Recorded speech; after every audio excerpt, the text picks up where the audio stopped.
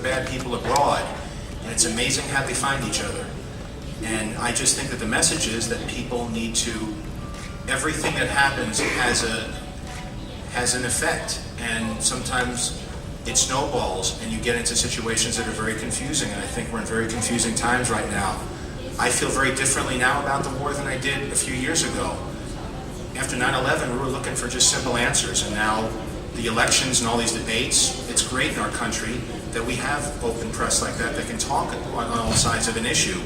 But I think most people are confused about what's happening now, and I think that Iron Man at least gives a snapshot of that confusion. It doesn't really offer solutions. So I don't have a strong bias, and I certainly don't have a point of view that I want to preach to people. But I think it is important to acknowledge what's going on in the world and the way people feel, because ultimately Iron Man's about a very complicated problem with a very simple solution. That's the fantasy of the superhero movie, whether it's a guy saving an innocent person being mugged in Central Park or what Iron Man tries to deal with. But it's not something we take lightly, and it's also not something where I want to be up on a soapbox and say that I know more than anybody out here as a filmmaker. I don't think it's my place.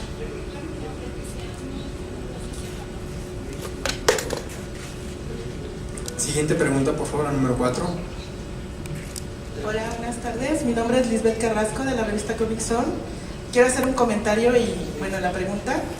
Generalmente cuando yo he visto películas adaptadas de cómics siempre es algo decepcionada, pero Iron Man realmente me sorprendió. Es una genial película y Robert, haces genial el papel de Tony Stark. Felicidades. Y bueno, ¿qué signo eres? Esa no es la pregunta. Aquí God, I was getting excited. I'll show you my whole chart, honey. Aries, Leo, Rising, Scorpio, Moon. Well, here's the thing. Again, there was this big kind of this big rush, and John called and the screen test, and he said, you got the part. And I'd only really, known you from your work and my idea of your prowess as a writer, actor, and director, and being successful in all three venues. So what really happened was, I'm cast as Tony. John and I are celebrating that, and then lamenting the fact that now we actually have to figure out how to do this right. And that to me was what really became interesting. Is that I worked with a lot of directors, and I know that watching John deal with this, the huge mechanical obstacles of these things are already being set, and you have to make vast sweeping decisions, and this and that, and this set piece can't be changed, and we're already here, and we have to be in the desert shooting this, and all of a sudden you realize it's this behemoth undertaking. But what we always kept going back to, and sometimes to the frustration of the people who have a lot of money riding on this, was we come from a very improvisational place, and we come from a very similar work ethic of discovery and infusing things with what we feel make characters worth watching. Typically, the downside of movies like this is there's so many moving parts that you kind of just have to lump it and be a bit of a square and plant your feet and say those 10 things that you never want to say in a superhero movie. One of which I wound up saying. I fought him the whole way through in the BCs. I say, I will never say to somebody else while they're in the room, "Where's Pepper?" Like, I've got to save the day or whatever. And we gave each other a lot of guff about it, but the process of making this film was, I'm pretty sure, unlike any other film of this size before, and that was really the joy of it, wouldn't you say? I open so John can come in and finish strong, or actually articulate it. I said everything I would have said. Really? My Lord, we're of one mind. Ok, ya. Mi pregunta es, ¿se ha comentado una trilogía de Iron Man e incluso incluirla en los Avengers? ¿Qué nos pueden decir acerca de eso? I think a lot look, this is a very special day for us. Not just because we're both in Mexico for the first time, Mexico City for the first time, and promoting a film here in a very important market with a growing audience of people who appreciate this genre of film.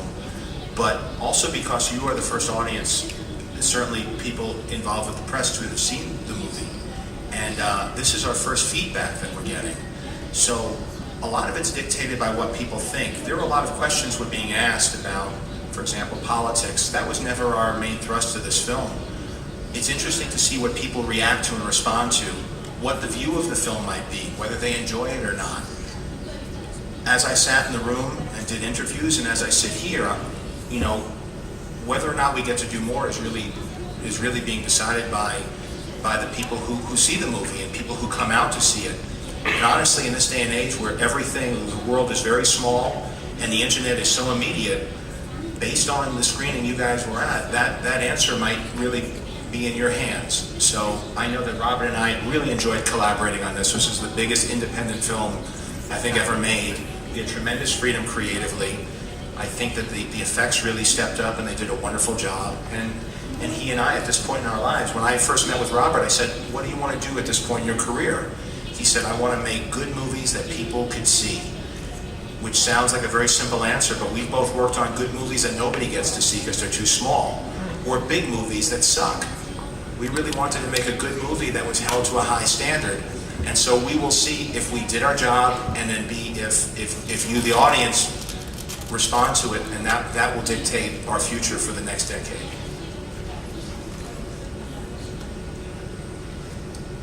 ¿Qué tal, Enrique Gutiérrez, de Periódico Impacto? A pesar de que dicen que no quisieron hacer política en esta película, el origen del cómic en sí es político, 100% político y propagandístico incluso, sobre todo los superhéroes, en la época de la Primera Guerra Mundial y Segunda Guerra Mundial, con Capitán América, Iron Man, Superman, contra némesis como Hitler y todo esto. Entonces digo, no podemos hablar de que no quisieron hacer política. En este aspecto, en la película hablan del orgullo de mantener a Estados Unidos en la cima del mundo como un país armamentista. Quisiera preguntarle a Robert, sobre todo, ¿cuál es el orgullo de tener una política como la tiene Estados Unidos cuando justifica guerras aduciendo armas de destrucción masivas que no existen y mantienen en línea a países como China y Corea del Sur? Do you mind if I address that? Because I've been giving it a lot of thought. Comic books are usually express a very raw side of the psychology of a culture, and especially Iron Man. You're very right. When we looked at the villains, a lot of them were expressions of the Soviet Union. Crimson Dynamo, Titanium Man.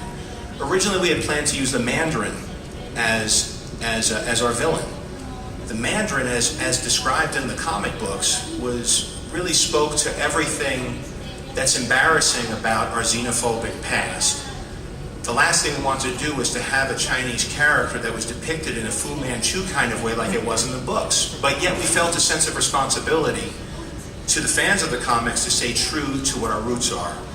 So now there's our problem. How do you stay true to the comics without presenting an anachronistic view of the world? So now here we are. It is political. We are in the Middle East. But if you notice, we went way out of our way to show that it wasn't a group of religious zealots. And if we ever get to make other movies, you'll begin to see these are foreign fighters coming from all around the world, coming together to take over territory.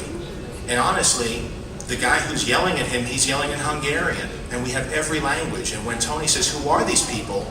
he says, "These are your loyal customers. These are people who are attracted to be part of this group of criminals from all over the world, pushing people off of their land. Off of their land." Now, how does Iron Man deal with this stuff? And the quote that you give about that America has to be on top of the world through their firepower, if you notice, that was the villain of the film saying that. It's not Tony Stark. Tony Stark changes over the course of